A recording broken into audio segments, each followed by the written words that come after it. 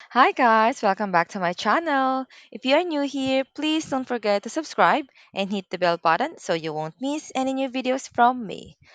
So for today, I'm going to show you how to download Telegram in your laptop or desktop. So all you need to do is just open a browser and then search for Telegram and do Telegram download. And we can choose this one, Telegram desktop,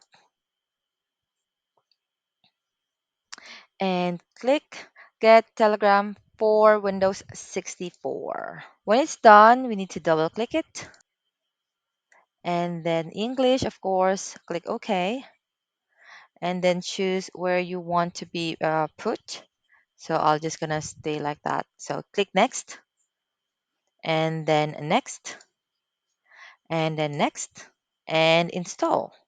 Just wait a bit to be downloaded and click finish.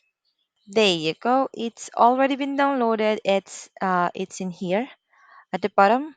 You can just pin to taskbar, so it's always there. You don't need to search for it.